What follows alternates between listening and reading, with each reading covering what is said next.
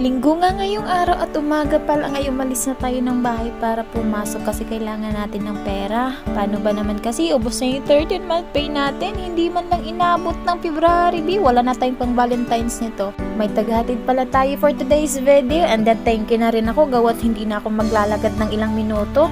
Maaga rin makarating ng company, thank you Lord talaga. Napakaganda nga ng panahon ngayon. Sabi ko, ang sarap sana magpahinga, hindi kaya gumala na lang. Kaso nga lang, alipin tayo ng salapi, kaya di pwedeng magpahinga. Wala pala kaming shuttle ngayon, kaya naglalakad pa rin ako papasok ng company namin. I preferred walking alone pala kaysa maraming kasama. Ayoko kasi ng crowded. Lang, wala talaga akong kasama naglalakad gawat ang haga ko kasi pumapasok lagi. Kaya kung may awarding man sa company namin na most punctual of the year, siguro nanalo na ako gawat lagi talaga ako maaga araw-araw.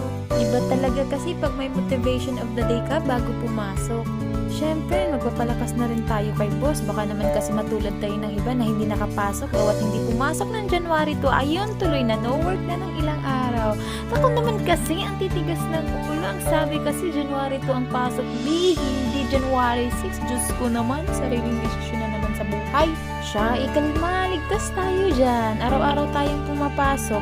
Baka magtataka pala kayo kung bakit hindi ako naka-uniform. Sa company kasi namin, pag linggo, wash day namin yan. Kaya pwede kami magsuot kahit anong damit. Ang dami ko palang nagagawa sa araw na yan. Gawat ako lang din mag-isa naglalakad at wala masyadong dumadaan.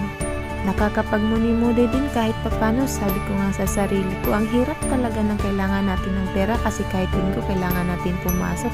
Kung hindi mo lang talaga iisipin na wala kang pinagagastusan sa buhay, ay naku, gusto ko na lang humilata sa bahay buong maghapon. Kaso nga lang, tao tayo, kumakain na 3 beses sa araw-araw at saka may pamilya tayong nangangailangan natin.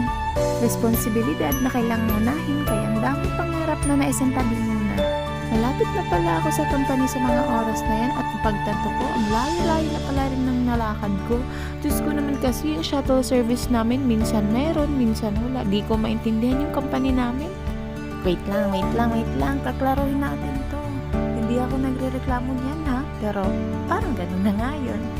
Hindi na rin nga pala ako napag-video pagdating ko ng company gawat wala tayong confidence B. Wala tayong confidence para kuhanan natin yung sarili natin sa harap ng maraming tao. Break time pala namin sa mga oras na yan, B. And kasama ko yung mga bakla na kasama ko lagi sa araw-araw pag-uwi. And napag-usapan nga namin na dito na lang sa locker kumain. 15 minutes nga lang pala yung break time namin nun, kaya wala na din ako ibang nakuhang video. And bawal din kaming magdala ng phone sa loob mismo ng department namin. Hindi kasi tayo pabida-bida, kaya we follow rules. And ang pinaka